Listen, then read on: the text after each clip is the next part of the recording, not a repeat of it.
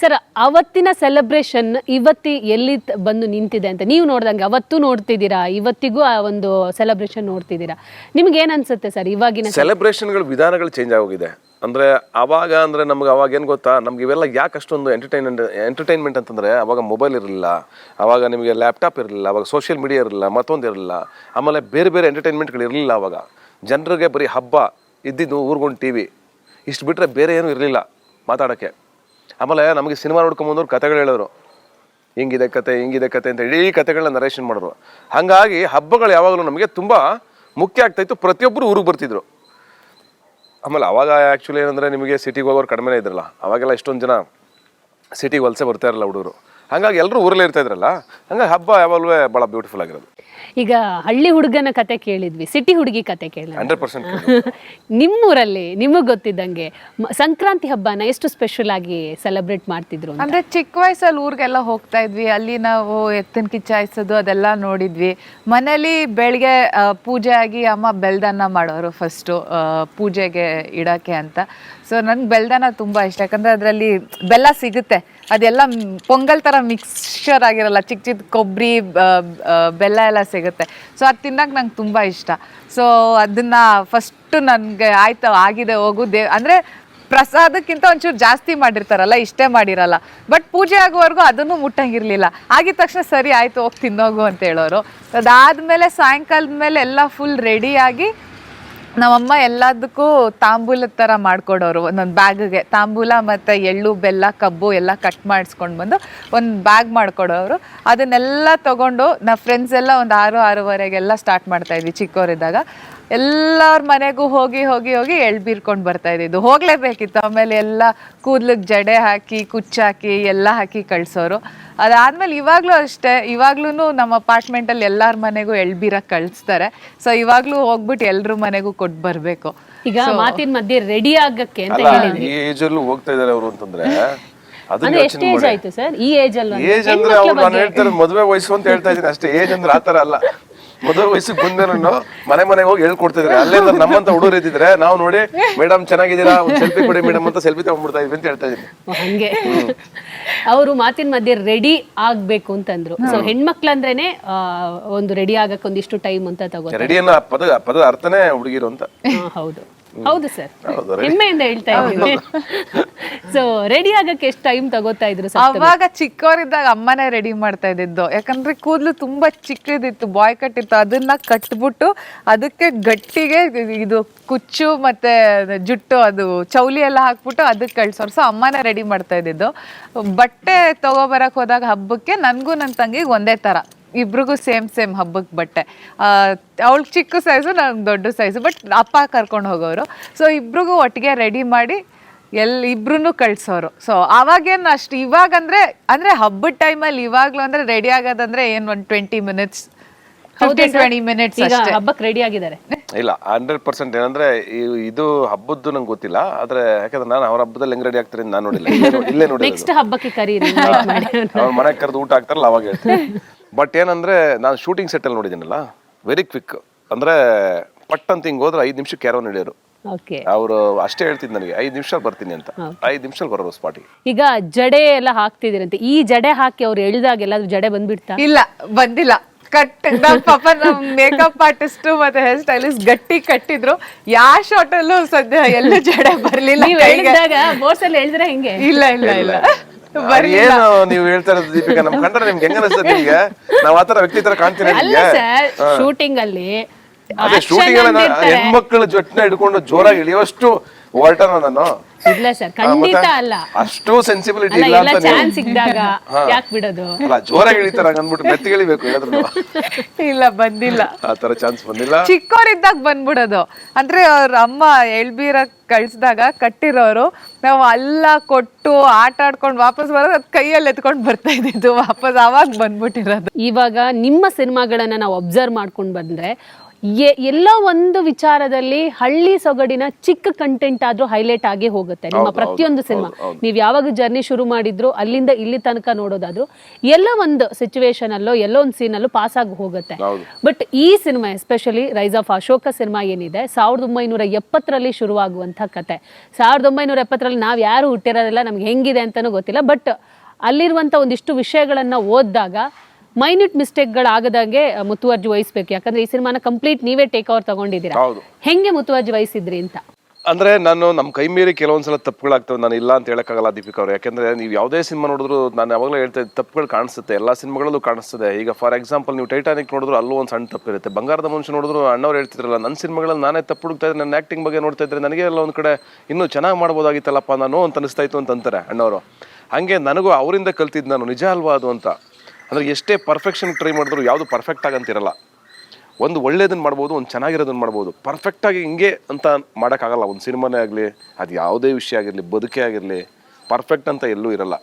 Mister perfectionist ಅಂತ ಏನು ಅಮೀರ್ ಖಾನ್ನ ಕರೀತಾರೆ. ನಾನು ಆ ಮಾತನ್ನ ಒಪ್ಪಲ್ಲ, ಸಾರಿ. ನಾನು ಅವ್ರ ಬಗ್ಗೆ ರೆಸ್ಪೆಕ್ಟ್ ಇಟ್ಕೊಂಡು ಹೇಳ್ತಾ ಇದ್ದೀನಿ.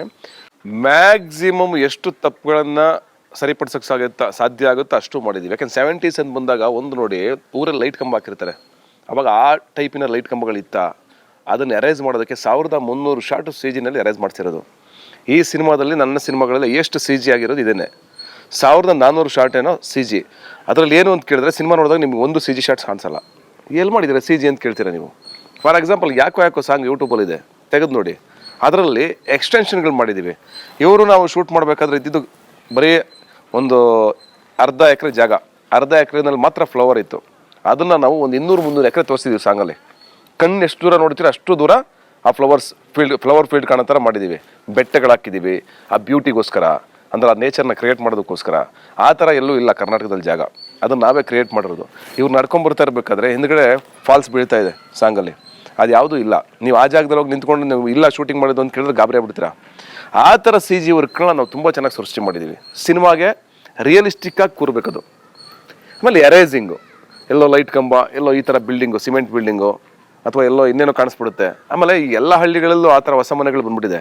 ಹಾಗಾಗಿ ಮ್ಯಾಕ್ಸಿಮಮ್ ಆ ಊರನ್ನ ಒಂದು ಹೊಸ ಪ್ರಪಂಚ ಆಗಿ ಕ್ರಿಯೇಟ್ ಮಾಡೋದಕ್ಕೆ ಮ್ಯಾಕ್ಸಿಮಮ್ ವರ್ಕ್ ಮಾಡಿದ್ದೀವಿ. ಒಂದು ಟೈಮಲ್ಲಿ ನಾವೆಲ್ಲ ಒಂದು ಹಳ್ಳಿಗೆ ಬರ್ತೀವಿ, ಅಲ್ಲಿ ಒಂದು ಶೂಟಿಂಗ್ ನಡೆಯುತ್ತೆ. ನಮಗೆ ಸಪ್ತಮಿನ ನೋಡಿದಾಗ ಶಾಕ್ ಆಯ್ತು. ಯಾಕಪ್ಪ ಇಷ್ಟು ಸಿಕ್ಕಾಪಟ್ಟೆ ಸಣ್ಣಾಗೋಗಿದ್ದಾರೆ, ಸತೀಶ್ ಅವ್ರ ಟೀಮ್ ಸೇರಿದ ಮೇಲೆ ಊಟ ಕೊಟ್ಟಿದ್ದೇನು ಹಿಂಗೆಲ್ಲ ಯೋಚನೆ ಬಂದಿತ್ತು. ಸಿಕ್ಕಾಪಟ್ಟೆ ಡಯಟ್ ಫಾಲೋ ಮಾಡಿಬಿಟ್ಟಿದ್ರು. ಸಿನಿಮಾಗಾಗಿನೇ ಅಷ್ಟು ತೆಳ್ಳಗಾದ್ರ? ಇಲ್ಲ, ಅಂದ್ರೆ ಆ ಪಾಯಿಂಟಲ್ಲಿ ಬೇರೆ ಅವಾಗ ಜಸ್ಟ್ ಫಿನಿಶ್ ಮಾಡಿದ್ದೆ ಇನ್ನೊಂದು ಸಿನಿಮಾನ. ಸೊ ಅದು ಜಾಸ್ತಿ ಕೆಲಸ, ಬ್ಯಾಕ್ ಟು ಬ್ಯಾಕ್ ಕೆಲಸ ಮಾಡ್ತಾ ಇದ್ದೆ. ಅವಾಗ ಹಳಗಳ್ಳಿನೂ ನಡೀತಾ ಇತ್ತು, ರೈಸ್ ಆಫ್ ಅಶೋಕನೂ ನಡೀತಾ ಇತ್ತು. ಅಲ್ಲಿ ಹಲಗಲ್ಲಿಲೂ ತುಂಬ ಇಂಟೆನ್ಸ್ ಸೀಕ್ವೆನ್ಸ್ ನಡೀತಾ ಇತ್ತು. ನನಗೆ ಇದರಲ್ಲಿ ಯಾಕೋ ಸಾಂಗ್ ನೋಡಿದ್ರೆ ಗಾಯಗಳಿದೆ ಇನ್ನು. ಸೊ ಸಿಕ್ಕಾಪಟ್ಟೆ ಗಾಯಗಳೆಲ್ಲ ಆಗಿತ್ತು. ಸೊ ಅದು ಬಾಡಿ ರಿಕವರ್ ಆಗಕ್ಕೆ ತುಂಬ ಟೈಮ್ ತಗೊಂಡಿತ್ತು. ಇಲ್ಲಿ ರೈಸ್ ಆಫ್ ಅಶೋಕ 10 ಗಂಟೆಗೆ ಮುಗಿದ್ರೆ ನಾನು ಬೆಳಗ್ಗೆ 4 ಗಂಟೆಗೆ ಆ ಸೆಟ್ಗೆ ಹೋಗ್ತಾ ಇದ್ದೆ ಆ ಟೈಮಲ್ಲಿ, back to back shoot. So ಅದಕ್ಕೋಸ್ಕರ ಸಿಕ್ಕಾಪಟ್ಟೆ ನಿದ್ದೆ ಇಲ್ಲದೆ ಕೆಲಸ ಮಾಡ್ತಾ ಇದ್ನಲ್ಲ. ಆ್ಯಂಡ್ ಬರೀ ಸುಮ್ಮನೆ ಏನಾದರೂ ಶೂಟ್ ಆದ್ರೂ ಟಾಕಿ ಪೋರ್ಷನ್ ಆದ್ರೂ ಪರವಾಗಿಲ್ಲ, ತುಂಬಾ ಇಂಟೆನ್ಸ್ ಸೀನ್ಸ್ ಇರೋದು. ಸೊ ಅದರಿಂದ ನೋಡಿದ್ದೆ ಅವ್ರು ಬೆನ್ನ, ಅಂದ್ರೆ ಇಲ್ಲಿ ಅವರು ಬಂದರು ಸೆಟ್ಗೆ, ಯಾರು ಹೇಳೋದು ಸರ್ ಅವ್ರು ಬೆನ್ಮೇಲೆ ಸಿಕ್ಕಾಪಟ್ಟೆ ಗಾಯ ಹೋಗಿದೆ ಅಂತ. ನಾನು ಕರೆದು ನೋಡ್ಬೇಕಾದ್ರೆ ಯಾಕೆ ಏನಾಯ್ತು ಅಂತ ಕೇಳಿದೆ. ಒಂದು ಸೀಕ್ವೆನ್ಸರ್ ಏನೋ ಪಾಪ ಮಾಡಿದ್ದಾರೆ ಅಲ್ಲಗಲ್ಲಿ ಸಿನಿಮಾದಲ್ಲಿ, ಬೆನ್ನಲ್ಲಿ ಡ್ಯಾನ್ಸ್ ಮಾಡಿದ್ದಾರೆ. ಬೆನ್ನಲ್ಲಿ ಬಾಡಿನ ಹಿಂದಕ್ಕೆ ಕೊಟ್ಬಿಟ್ಟು ಮಣ್ಣಿಗೆ ತಿರ್ಕೊಂಡು ಹೋಗಿದ್ದಾರೆ. ಫುಲ್ ತಿರುಗಿ ತಿರುಗಿ ತಿರುಗಿ ತಿರುಗಿ ಹೆಂಗೆ ಉಜ್ಜೋಗಿತ್ತು ಅಂತಂದರೆ ಯಪ್ಪ ನೋಡ್ಬಿಟ್ಟು ನನಗೇನೆ ಒಂಥರ, ನಾನಾಗಿದ್ರೆ 100% ಮಾಡ್ತಾ ಇರಲ್ಲ. ಆ ಲೆವೆಲಿಗೆ ಪಾಪ ಎಫರ್ಟ್ ಹಾಕಿ ಮಾಡಿದ್ದಾರೆ. ಸೊ ಅವಾಗ ಅದು ಅವಾಗ ಆಂಟಿಬಯೋಟಿಕ್ಸು ಟೆಟನಸ್ ಅಲ್ಲಿ ಬೇರೆ ಇದ್ದೆ, ಯಾಕಂದರೆ ಫುಲ್ ಬೆನ್ ತರ್ಚೋಗಿತ್ತಲ್ಲ ಮಣ್ಣಿಂದ. ಸೊ ಅದಕ್ಕೋಸ್ಕರ ಅವಾಗ ಬಾಡಿ ರಿಕವರ್ ಆಗೋಕ್ಕೆ ಟೈಮ್ ಸಿಗ್ತಾ ಇರಲಿಲ್ಲ. ಸೊ ಬಾಡಿಗೆ ಏನು ಅಂದರೆ ಏನೋ ಇಶ್ಯೂ ಆಗಿದೆ ಅಂತ ಬಾಡಿ ಅಗೇನ್ಸ್ಟ್ ಫೈಟ್ ಮಾಡ್ತಾ ಇತ್ತು. ಬಟ್ ನನಗೆ ರೆಸ್ಟ್ ಇರಲಿಲ್ಲ ಆ ಟೈಮಲ್ಲಿ. ಸೊ ಅವಾಗ ನಾನು ಯಾಕಂದ್ರೆ ಸಂಕ್ರಾಂತಿ ಹಬ್ಬಕ್ಕೆ ನಮ್ಗೆ ಒಳ್ಳೆ ಬಾಡೂಟ ಹಾಕಿದ್ರು. ಬಾಡೂಟ ಅಂದ್ರೆ ಹಬ್ಬದ ಊಟ ಹಾಕಿದ್ರು. ನಾನು ಎಲ್ಲಾದ್ರೂ ನಿಮಗೆ ಊಟ ಕೊಟ್ಟಿಲ್ಲ, ಇಲ್ಲ ಆ ರೀಸನ್ ಅವಾಗ ಫುಲ್ಲು ನಾನು ಯಾವಾಗ ಏನ್ ಹೇಳ್ತಿದ್ದೆ ಗೊತ್ತಾ, ಕೇಳಿ ಅವ್ರಿಗೆ, ನೀವು ತಿನ್ನಿ ಚೆನ್ನಾಗಿ ತಿನ್ನಿ, ಸ್ವಲ್ಪ ತಿನ್ನಿ, ನೀವು ದಪ್ಪ ಆಗಿ ಸ್ವಲ್ಪ ಅಂತಿದ್ದೆ. ಬಟ್ ಆಕ್ಚುಲಿ ಸ್ಕ್ರೀನ್ ಮೇಲೆ ನೋಡಿದಾಗ ನನಗೆ ಕರೆಕ್ಟ್ ಆಗಿದ್ದಾರೆ ಅಂತ ಅನಿಸ್ತು. I am very lucky. ಈ ಸಿನಿಮಾಗೆ ಇಷ್ಟೇ ಇರ್ಬೇಕು, ಇವರು ಕರೆಕ್ಟ್ ಆಗಿದ್ದಾರೆ ಅಂತ ಅನಿಸ್ತು ನನಗೆ. ಆ ಹಳ್ಳಿಲಿ ನಾವು ನೋಡಿದಾಗ ಸಿಕ್ಕಾಪಟ್ಟೆ ಕ್ರೌಡ್ ಕ್ರಿಯೇಟ್ ಮಾಡ್ಕೊಂಡಿದ್ರಿ. ಆಮೇಲೆ ಅದೊಂದು ಫೈಟಿಂಗ್, ಒಂದು ಡೈಲಾಗ್ ಹೇಳುವಂತ ಸೀನ್ ಇತ್ತು. ಯಶ್ ಶೆಟ್ಟಿ ಅವರು ಕೂಡ ಇದ್ರು ಅದರಲ್ಲಿ. ಹೆಂಗೆ ಸರ್ ಆ ಮುಖಾಮುಖಿ ಅದನ್ನ ಸೀನನ್ನ ನೀವು ತೋರಿಸಿದ್ರಿ, ಆಮೇಲೆ ರಿವೀಲ್ ಕೂಡ ಆಯ್ತು ನಮಗೆ. ಹೆಂಗಿತ್ತು ಸರ್ ಆ ಟೈಮಲ್ಲಿ ಆ ಹಳ್ಳಿಲಿ ಮಧ್ಯರಾತ್ರಿ ತನಕ ಶೂಟಿಂಗ್? ತುಂಬಾ ಕಷ್ಟ, ಯಾಕೆಂದ್ರೆ ಅವರು ಹಳ್ಳಿಯವರು ತುಂಬಾ ತೊಂದರೆ ಕೊಟ್ಬಿಟ್ಟಿದೀವಿ. ಅಂದ್ರೆ ಪಾಪ ಮನ್ಕುಂದ ಜನಕ್ಕೆ ಥ್ಯಾಂಕ್ ಯು ಸೋ ಮಚ್, ಸಾರಿ ನಮ್ಮಿಂದ ನಿಮ್ಗೆ ತಪ್ಪ ಏನೋ ಏನೋ ನಿಮಗೆ ಡಿಸ್ಟರ್ಬ್ ಮಾಡಿದ್ದೀವಿ, ನಾವು ತೊಂದರೆ ಕೊಟ್ಟಿದ್ದೀವಿ ಒಂದು 3 ದಿವಸ. ಆದರೆ 2ನೇ ದಿವಸ ನಮಗೆ ಶೂಟಿಂಗ್ ಬಿಡೋ ಪರಿಸ್ಥಿತಿನಲ್ಲೇ ಇರಲಿಲ್ಲ ಅವ್ರು ನಮ್ಮನ್ನ. ಯಾಕೆಂದರೆ ನಮ್ಮಲ್ಲಿ 500ರಿಂದ ಎಲ್ಲ ಟೆಕ್ನಿಷಿಯನ್ಸ್ ಅವರೆಲ್ಲ ಸೇರಿದ್ರೆ ಒಂದು 600-700 ಜನ ಇದ್ವಿ ಅಲ್ಲಿ. ಅದು ಸಣ್ಣ ಗ್ರಾಮ. ಅಲ್ಲಿ ಏನಂದರೆ ಪಾಪ ಎಲ್ಲದಕ್ಕೂ ತೊಂದರೆ. ಹೆಣ್ಮಕ್ಳುಗಳು ಇರ್ತಾಯಿದ್ರು, ತುಂಬ ಜನ ಹೆಣ್ಮಕ್ಳಿದ್ರು, ಗಂಡು ಮಕ್ಳಿದ್ರು, ಸಿಕ್ಕಾಪಟ್ಟೆ. ಅಂದರೆ ರಾತ್ರಿ ಫುಲ್ ವರ್ಕ್ ಮಾಡ್ತಾಯಿದ್ವಿ. ಯಾರಿಗೂ ಯಾವುದಕ್ಕೂ ಜಾಗ ಇಲ್ಲ ಪಾಪ, ಎಲ್ಲದಕ್ಕೂ ತುಂಬ ಕಷ್ಟ ಆಗ್ತಾಯಿತ್ತು. ಅಂಥ ಪರಿಸ್ಥಿತಿನಲ್ಲಿ ಹಳ್ಳಿ ಜನಕ್ಕೆ ಕೈ ಮುಗಿಬೇಕು ನಾವು. ಎಲ್ಲರೂ ಕೋಪ್ರೇಟ್ ಮಾಡಿ ಎಲ್ರಿಗೂ ಅವ್ರವ್ರ ಮನೆಯಲ್ಲಿ ಜಾಗ ಕೊಟ್ಟು ಡ್ರೆಸ್ ಚೇಂಜ್ ಮಾಡೋಕ್ಕಾಗಲಿ ಅಥವಾ ರೆಸ್ಟ್ ರೂಮ್ಗಳಾಗಲಿ ಅವ್ರ ಮನೆ ಒಳಗಡೆ ಜಾಗ ಕೊಟ್ಟು ನಮಗೆ ಪಾಪ ಆ ಹಾಡು ಅಷ್ಟು ಚೆನ್ನಾಗಿ ಬರೋದಕ್ಕೆ ಇವತ್ತು ಅಷ್ಟು ಚೆನ್ನಾಗಿ ಕಾಣ್ತಾ ಇದ್ರೆ ಆ ಜನಗಳ ಏನೋ ಸಹಕಾರ ಮತ್ತು ಸಪೋರ್ಟ್ ಮಾಡಿದ್ರಲ್ಲ ಅವರು, ಅದೇ ವೆರಿ ಇಂಪಾರ್ಟೆಂಟ್. ಅದರಿಂದನೇ ಆ ಹಾಡು ಚೆನ್ನಾಗಿರೋದು. ನಿಮ್ಮ ಪಾತ್ರದ ಬಗ್ಗೆ ಹೇಳಿ ಸರ್. ಪಾತ್ರ ಆ್ಯಕ್ಚುಲಿ ಅಶೋಕ ಅನ್ನೋ ಪಾತ್ರ ಇದೆಯಲ್ಲ, ತುಂಬ ಚೆನ್ನಾಗಿ ಓದ್ಕೊಂಡಿದ್ದಾನೆ. ಡ್ರೀಮ್ ಇದೆ ಅವನಿಗೆ, ಒಂದು ಆಫೀಸರ್ ಆಗಬೇಕು ಅಂತ. ಅವ್ರ ಅಪ್ಪನ ಕನಸು ಅದೇ, ಮಗನ ಕನಸು ಅದೇನೆ. ಅಂದರೆ ಅವನಿಗೂ ಅಷ್ಟೇ ಇರೋದು, ಆ ಹಳ್ಳಿ ಉದ್ಧಾರ ಆಗಬೇಕು, ನಮ್ಮ ಜನರನ್ನೆಲ್ಲ ನಾನು ಚೆನ್ನಾಗಿ ನೋಡ್ಕೋಬೇಕು, ನಮ್ಮ ಕುಟುಂಬ ಚೆನ್ನಾಗಬೇಕು. ಏನು ಅವ್ರ ಅಪ್ಪನ ಕನಸು ಇಷ್ಟೇ ಪಾಪ. ಅವ್ರ ಅಪ್ಪ ಏನಂದರೆ ತುಂಬ ದೊಡ್ಡ ಕನಸುಗಳಲ್ಲ. ಈ ನಾಡಂಚು ಹಾಕಿದ್ದೀವಿ ಮನೆಗೆ, ಒಂಚೂರು ಮಂಗಳೂರು ಹಂಚು ಹಾಕ್ಸ್ಬೋಣ, ತಂಪಾಯ್ತದಂತ ಇನ್ನು, ಆಮೇಲೆ ಒಂದು ಹಸು ಕಟ್ಕೊಂಬೋಣ, ಒಂದು 2 ಲೀಟ್ರ್ ಹಾಲು ಕೊಡುತ್ತೆ. ಈ ಥರ ಸಣ್ಣ ಕನಸುಗಳಿರುವಂಥ ಅಪ್ಪ. ಅಷ್ಟೇ ಅಪ್ಪನ ಕನಸಿಗೋಸ್ಕರ ನಿಂತಿರುವಂಥ ಮಗ, ನಾನು ಓದಲೇಬೇಕು, ಒಂದು ರೆವಿನ್ಯೂ ಏನಂತಾರೆ ಡಿಪಾರ್ಟ್ಮೆಂಟಲ್ಲಿ ಕೆಲಸಕ್ಕೆ ಸೇರ್ಕೋಬೇಕು ನಾನು ಅಂತ ಕನಸು ಕಾಣ್ತಾ ಇರುವಂಥ ಹುಡುಗ. ಸುತ್ತಲೂ ಎಲ್ಲ ಒಂದು ವರ್ಗ ಸಮುದಾಯದ ಜನ, ಒಂದು ಕಡೆ ಎಲ್ಲೋ ಸಣ್ಣ ಕೂಲಿ ಮಾಡ್ಕೊಂಡು ಬದುಕ್ತಾ ಇರುವಂಥ ಜನಾಂಗ. ಅದ್ರ ಮಧ್ಯೆ ಇರುವಂಥ ನಮ್ಮ ಗೋಪಿ ಕ್ಯಾರೆಕ್ಟರ್ ಚಂದ್ರಣ್ಣ, ಅಲ್ಲೇ ಇರುವಂಥ ಇನ್ನೊಂದು ಕ್ಯಾರೆಕ್ಟ್ರು ನಮ್ಮ ಜಗ್ಗಪ್ಪ, ಆ ಸುತ್ತಮುತ್ತ ಇರುವಂಥ ಪಾತ್ರಗಳು, ಮತ್ತೆ ಆ ಪಕ್ಕದ ಊರಲ್ಲಿರುವಂಥ ಆವರತ್ತಿಲಿರುವಂಥ ಅಶೋಕ, ಕುರುವತ್ತಿಲಿರುವಂಥ ಅಂಬಿಕಾ, ಇವರ ನಡುವೆ ನಡೆಯುವಂಥ ಒಂದು ಪ್ರೇಮ ಪ್ರಸಂಗ, ಇವೆಲ್ಲವೂ ಸೇರಿ ಒಂದು ಸಾಮಾಜಿಕ ಮತ್ತು 1970ರ ದಶಕದ ಕಥಾನಕ ಉಳ್ಳ ನೈಜ ಘಟನೆ ಉಳ್ಳ ಕಥೆ Ashoka, the rise of Ashok. ಚೆನ್ನಾಗಿ ಹೇಳಿದ್ರಿ, ಒಂದು ಸಾಂಗ್ ಬರೀ. ಈ ಅಂಬಿಕನಿಗೆ ಅಶೋಕನ್ ಮೇಲೆ ಲವ್ ಯಾವಾಗ ಆಗುತ್ತೆ? ಅದು ಆಕ್ಚುಲಿ ಲವ್, ಅರೇಂಜ್ ಲವ್, ನೀವೇ ಸಿನಿಮಾದಲ್ಲಿ ನೋಡ್ಬೇಕು. ಕನ್ಫ್ಯೂಷನ್ ಇದೆ, ಕನ್ಫ್ಯೂಷನ್ ಇದೆ. ಸೊ ಸಿನಿಮಾಗ್ ಬಂದ್ ನೋಡಿ. ಅಲ್ಲ, ಸಿನಿಮಾ ಮುಗ್ದ್ಮೇಲೂ ಕ್ಲಾರಿಟಿ ಸಿಕ್ಕಿಲ್ಲ ನಿಮ್ಗೆ? ಇಲ್ಲ, ಆತರ ಇಲ್ಲ. ಅಂದ್ರೆ ಅವ್ರನ್ನ ಕೇಳಿದ್ರೆ ಎಲ್ಲ ಹೇಳ್ಬಿಡ್ತಾರೆ, ಅದಕ್ಕೆ ನಾನು ಅವ್ರನ್ನೇ ನೋಡ್ತಾ ಇರ್ತೀನಿ ಸ್ವಲ್ಪ ಹುಷಾರಾಗಿ, ಯಾಕಬೇಕು ಅಂತ. ಬಟ್ ಅದೇ ಸಿನಿಮಾಗ್ ಬಂದಾಗ ನಿಮ್ಗೂ ನನ್ ಕನ್ಫ್ಯೂಷನ್ ಏನು ಅಂತ ನಿಮ್ಗೆ ಅರ್ಥ ಆಗುತ್ತೆ, ಯಾಕೆ ಅಂತ ಅರ್ಥ ಆಗುತ್ತೆ. ಇದು ಯಾವ ತರ ಕನ್ಫ್ಯೂಷನ್ ಲವ್ ಸ್ಟೋರಿ? ಹೌದು, ಹಾಗೇನೆ. ಅಲ್ಲ, ಎಲ್ಲ ಹೇಳಿದ್ರೆ ಏನ್ ಮಾಡ್ತೀರಿ ಗೊತ್ತಾ, ಇದು ಪವರ್ ಟಿವಿ ಎಕ್ಸ್ಕ್ಲೂಸಿವ್ ನ್ಯೂಸ್, ಈಗ ತಾನೇ ಬಂದ ಸುದ್ದಿ, ಅಶೋಕ ಕತೆ ಲೀಕ್ ಆಗಿದೆ, ಕೇಳಿ ಇಲ್ಲಿ. ಚಾನ್ಸೇ ಇಲ್ಲ. No way. ಸಿನಿಮಾನ ಯಾವಾಗ ನೋಡ್ಬೇಕು ಅಂತ ತುಂಬಾ ಜನ ಕಾಯ್ತಾ ಇದ್ದಾರೆ. ಸೊ ಯಾವಾಗ ತೋರಿಸ್ತೀರಾ ನೀವು ಅಂತ? ಫೆಬ್ರವರಿ ಮೊದಲನೇ ವಾರ ಅಥವಾ 2ನೇ ವಾರದಲ್ಲಿ ಬರ್ತೀವಿ. ಅದು ನಡೀತಾ ಇದೆ. ತಮಿಳಲ್ಲಿ ಈಗ ಆಲ್ರೆಡಿ ಸಿನಿಮಾದ ಮಾತುಕತೆ ನಡೀತಾ ಇದೆ. ಅಂದರೆ ತಮಿಳಲ್ಲಿ ಈ ಸಾಂಗು ಮತ್ತು ಸಿನಿಮಾದ ಇದೆಲ್ಲ ನೋಡಿ ಏನೋ ಒಂದು ದೊಡ್ಡ ಸಂಸ್ಥೆ ಮುಂದೆ ಬಂದಿದೆ ರಿಲೀಸ್ ಮಾಡೋಕ್ಕೆ. ಅದು ಯಾವುದು ಅಂತ ಇನ್ನೊಂದು ವಾರದಲ್ಲಿ ನಾನು ತಿಳಿಸ್ತೀನಿ. ಅದ್ರ ಜೊತೆ ಮಾತುಕತೆ ನಡೀತಾ ಇದೆ. ಅದಾಗಿದ್ದ ತಕ್ಷಣ ಅವ್ರು ರಿಲೀಸ್ಗೆ ಒಪ್ಕೊಂಡಿದ್ದಾರೆ. ಆ್ಯಂಡ್ ಅಲ್ಲೂ ಕೂಡ ಒಂದು 200 ಥಿಯೇಟರ್ ರಿಲೀಸ್ ಮಾಡುವಂಥ ಎಲ್ಲ ಸಾಧ್ಯತೆಗಳಿದೆ. ಫಸ್ಟ್ ಟೈಮ್ ನನ್ನ ಕರಿಯರಲ್ಲಿ ನನ್ನ ಸಿನಿಮಾ ಒಂದು ಕನ್ನಡ, ತಮಿಳು, ತೆಲುಗು 3 ಭಾಷೆಗಳಲ್ಲಿ ಬರ್ತಾ ಇದೆ, ಡಬ್ಬಿಂಗ್ ಆಗಿ ಬರ್ತಾ ಇದೆ. ಹಾಗಾಗಿ ಅದೊಂದು ನನಗೆ ಇವತ್ತು ನನಗೆ ಸಿಕ್ಕಿರುವಂಥ ಒಂದು ದೊಡ್ಡ ಸಪೋರ್ಟ್ ಅದು. ಆ್ಯಂಡ್ ಒಂದು ನಮ್ಮ ತಂಡಕ್ಕೆ ಸಿಕ್ಕಿರುವಂಥ ಒಂದು ದೊಡ್ಡ ಖುಷಿ ವಿಷಯ ಅದು ನಮಗೆ. ಸರ್, ಈಗ ತಮಿಳು, ತೆಲುಗು ಎರಡರಲ್ಲೂ ನೀವೇ ಡಬ್ ಮಾಡಿದ್ದೀರಾ ಹೇಗೆ? ಇಲ್ಲ, ನಾನು ಮಾಡಿಲ್ಲ. ನನಗೆ ಸೂಟ್ ಆಗುವಂಥ ಒಂದು ವಾಯ್ಸ್ ಇತ್ತು. ನಾನು ತಮಿಳಲ್ಲಿ ಒಂದು ಸಿನಿಮಾ ಮಾಡಿದ್ದೆ ಮುಂಚೆ, ಪಗೆವನು ಕೊರಳ್ವಾಯ್ ಅಂತ. ಅದು ಬಿಡುಗಡೆ ಆಗಬೇಕು. ಶಶಿ ಸಾರು ನಾನು ಮಾಡಿದ್ದೀವಿ, ಶಶಿಕುಮಾರ್ ಅವರು ನಾನು.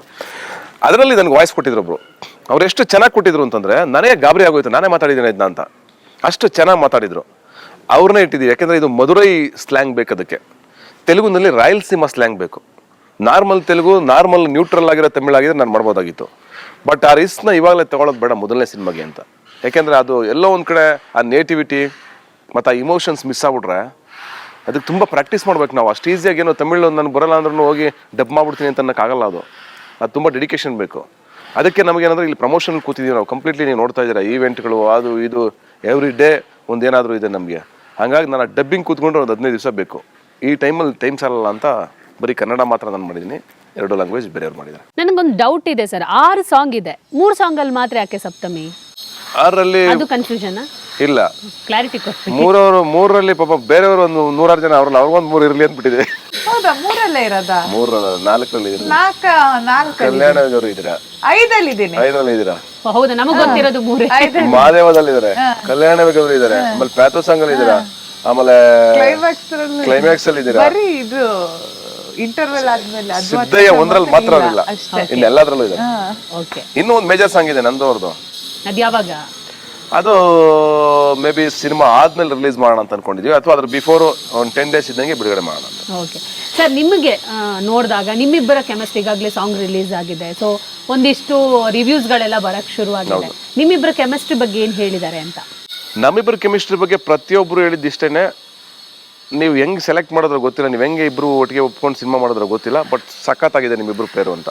ಅಂದರೆ ಅವರು ನನಗೆ ಬೇಕಾಗಿದ್ದು ಒಂದು ಹಳ್ಳಿ ಹುಡುಗಿ ಥರ ಕಾಣಿಸ್ಬೇಕು, ಜೊತೆಗೆ ನಾನು ಇದರಲ್ಲಿ ಅವ್ರನ್ನ ಬೇರೆನೇ ರೀತಿ ತೋರಿಸ್ಬೇಕು ಅಂತ ನಮಗೆ ತುಂಬ ಆಸೆ ಇತ್ತು. ಅಂದರೆ ಇದುವರೆಗೂ ಏನು ಮಾಡಿದ್ದಾರೆ ಅವರು, ಅಫ್ಕೋರ್ಸ್ ಪ್ರತಿಯೊಬ್ಬ ನಿರ್ದೇಶಕರಿಗಾಗಲಿ ಪ್ರತಿಯೊಬ್ಬ ಸಿನಿಮಾ ಮಾಡೋರಿಗಾಗಲಿ ಆ ಸಿನಿಮಾದಲ್ಲಿ ಕಂಡಿರೋ ಥರ ಇವ್ರಿಗೆ ನಮ್ಮ ಸಿನಿಮಾದಲ್ಲಿ ಕಾಣಿಸ್ಬಾರ್ದು ಅನ್ನೋ ಥರದ್ದೇ ಎಷ್ಟು ಅವರ ಬಾಡಿ ಲ್ಯಾಂಗ್ವೇಜ್ ಆಗ್ಬೋದು, ಅವರ ಭಾಷೆ ಆಗ್ಬೋದು, ಅಥವಾ ಅವರ ಕಾಸ್ಟ್ಯೂಮ್ ಆಗ್ಬೋದು, ಅವ್ರ ಮೇಕಪ್ ಆಗ್ಬೋದು, ಎಲ್ಲದರಲ್ಲೂ ಸ್ವಲ್ಪ ನಾವು ಎಲ್ಲ ಥರನೂ ಯೋಚನೆ ಮಾಡಿಕೊಂಡೆ ರೆಡಿ ಮಾಡಿದ್ವಿ. ಅದು ನಮ್ಗೆ ವರ್ಕೌಟ್ ಆಯಿತು. ಆಮೇಲೆ ನೋಡ್ತಾ ಇರೋರು ಇವಾಗಲೂ ಅದೇ ಒಂದು ಒಳ್ಳೆ ಸೆಲೆಕ್ಷನ್, ಕಮರ್ಷಿಯಲ್ ಜೋಡಿ ಇದು. ಯಾಕೆಂದರೆ ಸಪ್ತಮಿ ಅವರು ಆಲ್ರೆಡಿ ಕಮರ್ಷಿಯಲ್ ಸಿನಿಮಾಗಳು ಮಾಡಿ ಬೇರೆ ರೇಂಜಲ್ಲಿ ಇರೋದ್ರಿಂದ ಈಗ ನನಗೂ ಅದು ಒಂದು ಒಳ್ಳೆ, ನಾನು ಪಕ್ಕ ಹೇಳ್ತೀನಿ, ಕಮರ್ಷಿಯಲ್ ಆಗಿ ಬೇಕೇ ಬೇಕು ಅಂತ ನಾವು ಡಿಸೈಡ್ ಮಾಡಿದ್ವಿ. ಅಂದರೆ ನಮ್ಗೆ ಈ ಸಿನಿಮಾಗೆ ಎಸ್ಪೆಷಲಿ ಅಶೋಕಾಗೆ ಕಮರ್ಷಿಯಲ್ ಹೀರೋಯಿನೇ ಬೇಕು ನಮಗೆ ಅಂತ ಡಿಸೈಡ್ ಮಾಡಿದ್ವಿ. ಆವಾಗ ನಾವು ಫಸ್ಟ್ ಅಪ್ರೋಚ್ ಮಾಡಿದ್ದೆ ಸಪ್ತಮಿ ಅವ್ರನ್ನ. ರೆಮ್ಯುನರೇಷನ್ ಜಾಸ್ತಿ ಕೇಳ್ಬಿಟ್ರೆ? ಅದೆಲ್ಲ ಏನು ಮಾಡಿಲ್ಲ ಅವ್ರ ಪಾಪ.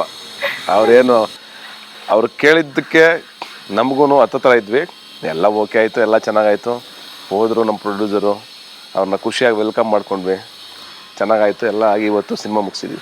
ಸರ್, ಇವಾಗ ಸಿನಿಮಾ ನೀವು ಫೆಬ್ರವರಿಯಲ್ಲೇ ಹೊರಗಡೆ ತರಬೇಕು ಅಂದ್ಕೊಂಡಿದ್ದೀರಾ, ಬಟ್ ಇವಾಗಿನ ಸಿಚುವೇಶನ್ ಬಗ್ಗೆ, ಅಂದರೆ ಪೈರಸಿ ಒಂದು ಕಡೆ ಥಿಯೇಟರ್ ಸಿಗ್ತಾ ಇಲ್ಲ ಅನ್ನುವಂಥ ಒಂದು ಗೊಂದಲ, ಒಟ್ಟೊಟ್ಟಿಗೆ ಬರೋದೆಲ್ಲ ಸಿನಿಮಾಗಳು, ಸೊ ಇದಕ್ಕೆಲ್ಲ ಒಂದು ಡೇಟಾ ಮಾಡ್ಕೊಂಡಿದ್ದೀರಾ, ಅಥವಾ ಅದರ ಬಗ್ಗೆ ಏನಾದರೂ ಒಂದು ಸ್ವಲ್ಪ ವರ್ಕೌಟ್ ಮಾಡ್ಕೋತಾ ಇದ್ದೀರಾ ಹೇಗೆ ಅಂತ? ಇಲ್ಲ, ಪೈರಸಿ ಇದ್ರ ಬಗ್ಗೆ ದೇವರನ್ನ ಹೇಳ್ತೀನಿ, ನಾನೇನು ಥಿಂಕ್ ಮಾಡಿಲ್ಲ.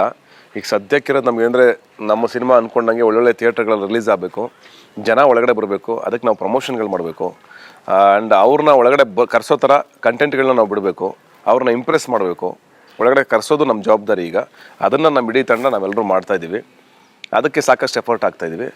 ಯಾಕೆಂದರೆ ನಾನೀಗ ನೋಡ್ದಂಗೆ, ಈಗ ಫಾರ್ ಎಕ್ಸಾಂಪಲ್ ಈಗ ಲಾಸ್ಟ್ ಸೀಸನಲ್ಲೇ ನಮ್ಮದು ನೋಡಿದ್ರೆ ಲಾಸ್ಟ್ ಇಯರಲ್ಲಿ ಸುಮಾರು ಸಿನಿಮಾಗಳು ನಮ್ಮದು 100 crore ಕಲೆಕ್ಷನ್ಸ್ ಎಲ್ಲ ಮಾಡಿದೆ.